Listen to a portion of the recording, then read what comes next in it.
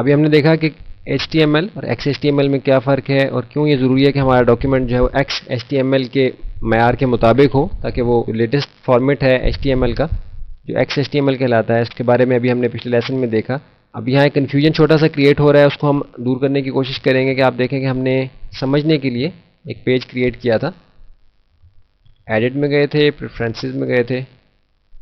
New document, make document XHTML compliant, یعنی اس document کو XHTML کے معیار کے مطابق لانے کے لیے یہ آپشن ہم نے سلیکٹ کرنی تھی اور اوکے کر دیا تھا. ابھی اگر ہمیں یہ کنفیوژن پیدا ہو گیا ہے کہ باقی جو پیجز سارے ہیں ان پہ بھی ہمیں سلیکٹ کر کے ایڈٹ میں جا کے پریفرنسز، نیو ڈاکیومنٹ، اور یہاں جا کے ہم نے سلیکٹ کرنا ہے اس کو، تو ایسا نہیں ہے. یہ صرف ایک بار ہی ہم نے ڈاکیومنٹ میں کرنا ہے اور یہ کہیں بھی رہتے ہوئے ہم کر سکتے ہیں. تو اس لحاظ سے آپ یہ سمجھ گئے کہ ہمیں اس آپشن کو صرف ایک بار ہی کریٹ کرنا ہے، کیونکہ جس وقت ہم پریفرنسز میں گئے ہیں،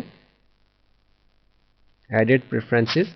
یہ اس ڈاکیومنٹ کی پریفرنسز ہیں، اس حوالے سے اس ڈاکیومنٹ کے اندر رہتے ہوئے صرف ایک بار ہمیں اس آپشن کو سلیکٹ کرنا ہے. اس کے بعد ہمیں دوبارہ سے اس بارے میں فکر مند ہونے کی ضرورت نہیں ہے کہ ہمارا ڈاکیومنٹ XHTML سے میچ کر رہا ہے یا نہیں کر رہا ہے، یعنی اس کے اسٹینڈرڈ پہ ہے کہ نہیں. لیکن HTML میں بھی اگر رہتے ہوئے آپ کام کرتے ہیں تو فی الوقت HTML کو بھی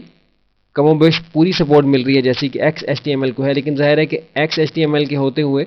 HTML کا فیچر جو ہے وہ اتنا روشن نہیں ہے. ظاہر ہے کہ یہ اسٹینڈرڈ جو ہے یہ ختم ہو چکا ہے، یہ پرانا ہے اور یہ نیا اسٹینڈرڈ ہے. تو نئے اسٹینڈرڈ کو اپلائی کرنے سے آپ کا ڈاکیومنٹ جو ہے وہ زیادہ سیف رہے گا، یعنی اس کو اس بات کا امکان نہیں رہے گا کہ اس کو کسی قسم کی پرابلم اپنے پرانے اسٹینڈرڈ کی وجہ سے آئے گی، کیونکہ یہ نئے اسٹینڈرڈ کے ساتھ مطابقت رکھتا ہے.